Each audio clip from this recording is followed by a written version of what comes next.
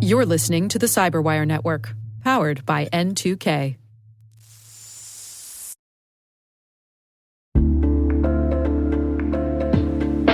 Hey everybody, Dave here. Have you ever wondered where your personal information is lurking online? Like many of you, I was concerned about my data being sold by data brokers. So I decided to try Delete Me. I have to say, Delete Me is a game changer. Within days of signing up, they started removing my personal information from hundreds of data brokers. I finally have peace of mind knowing my data privacy is protected.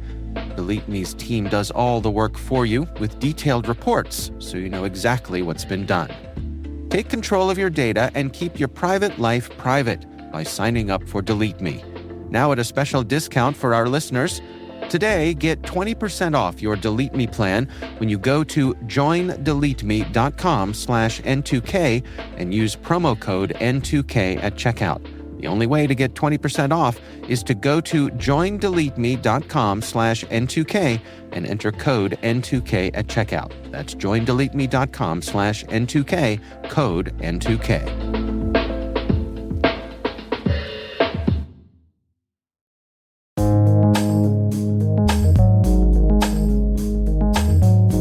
The word is multi-factor authentication.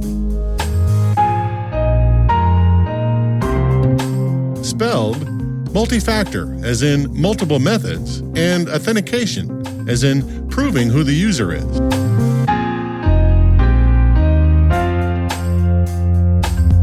Definition: the use of two or more verification methods to gain access to an account.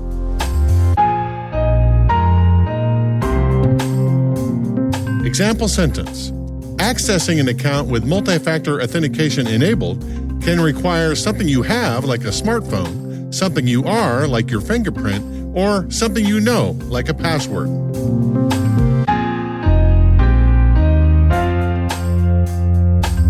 Origin and context.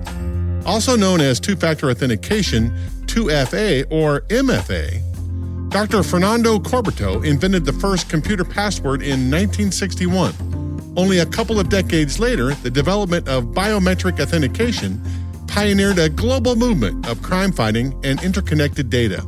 In the 1980s, the Japanese created the first digital fingerprinting system. This biometric digital evolution eventually enabled law enforcement around the world to cross-check a fingerprint with millions of records almost instantaneously. AT&T was the first to patent two-factor authentication in 1995, despite Kim.com's claims that he was the first. As biometric technologies like facial recognition and iris scans became more accurate, commercial versions grew in popularity. I mean, who wouldn't want to feel like a spy, unlocking their wearable gadgets with their eyes? I know I would. To the general population, MFA, while cumbersome, could appear like the savior everyone has been waiting for to thwart cybercrime. But if you've been in cybersecurity for any amount of time, you know that there is no silver bullet.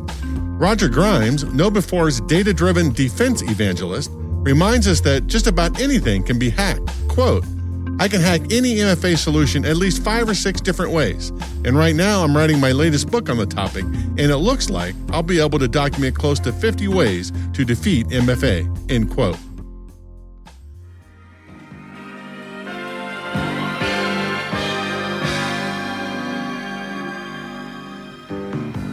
Nerd reference.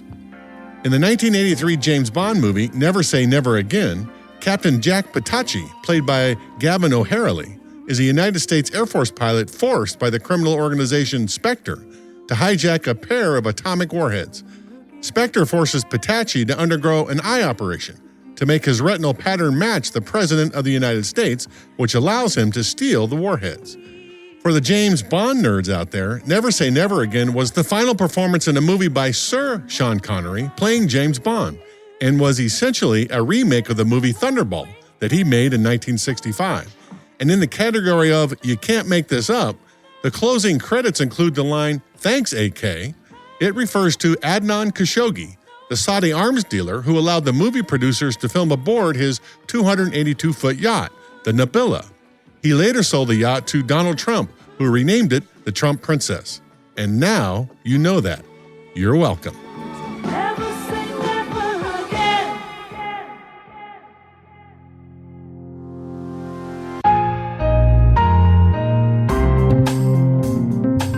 Notes is written by Nyla Genoe, executive produced by Peter Kilpie, and edited by John Petrick and me, Rick Howard. The mix, sound design, and original music have all been crafted by the ridiculously talented Elliot Peltzman. Thanks for listening.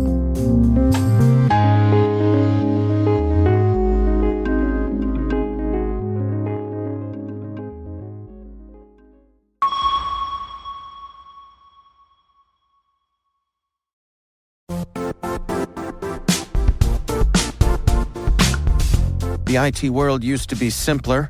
You only had to secure and manage environments that you controlled. Then came new technologies and new ways to work. Now, employees, apps, and networks are everywhere. This means poor visibility, security gaps, and added risk. That's why Cloudflare created the first-ever connectivity cloud. Visit cloudflare.com to protect your business everywhere you do business.